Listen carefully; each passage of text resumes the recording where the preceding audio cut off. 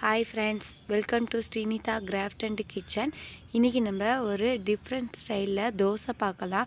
அது என்ன தோசை அப்படின்னா, அது மிளகு தோசை. அது என்னென்ன வேணும் அப்படின்னா, நான் 400 அரிசி போட்டிருக்கேன். 400 அரிசிக்கு ஒரு தேங்காய், ஒரு முழு தேங்காய் போட்டுக்கலாம். ஸ்பூன் 4 ஸ்பூனு மிளகு போட்டிருக்கேன். இவ்வளோ தாங்க இந்த தோசைக்கு. இதே நீங்கள் 200 அரிசி போட்டிங்க அப்படின்னா அரை கப்பு தேங்காய், அரை மூடி தேங்காய் போதும்.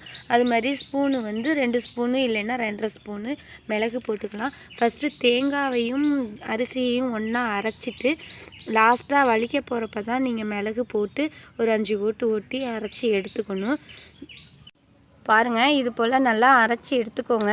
தேவையான அளவு உப்பும் போட்டுக்கோங்க. அதில் இது உடனேவும் ஊற்றலாம், இல்லை ஒரு 1/2 அன் ஹவர் புளிக்க வச்சு கூட நம்ம ஊற்றலாம். அதுக்கு மேலே இருக்காது.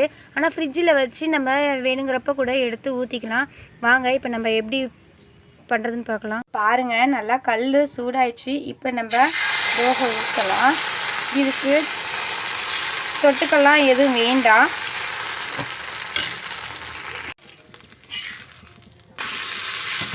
இதோட ருசியே தேங்காய் மிளகு ருசியே அதில் சேர்ந்துருக்கும். ஸோ இதுக்கு தொட்டுக்கிறதுக்கெலாம் வேணாம். அப்படி விருப்பம் போட்டால் அப்படின்னா கார சட்னி எதுனா நீங்கள் சேர்த்துக்கலாம். பாருங்கள், நம்மளோட மிளகு தோசை ரெடி ஆயிடுச்சு.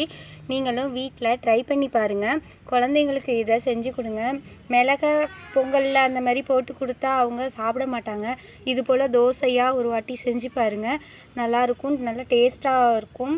ஸோ அவங்களும் சாப்பிடுவாங்க. இப்போ இருக்கிற காலகட்டத்துக்கு மிளகு தான் ரொம்ப எதிர்ப்பு சக்தி அதிகமாகவும் இருக்குது. மிளகு, இஞ்சி, லெமன். ஸோ அதனால் இது மாதிரி ஒரு வாட்டி ட்ரை பண்ணி வீட்டில் பாருங்கள். லைக் பண்ணுங்கள், ஷேர் பண்ணுங்கள், சப்ஸ்கிரைப் பண்ணாதவங்க சப்ஸ்கிரைப் பண்ணுங்கள். தேங்க்யூ.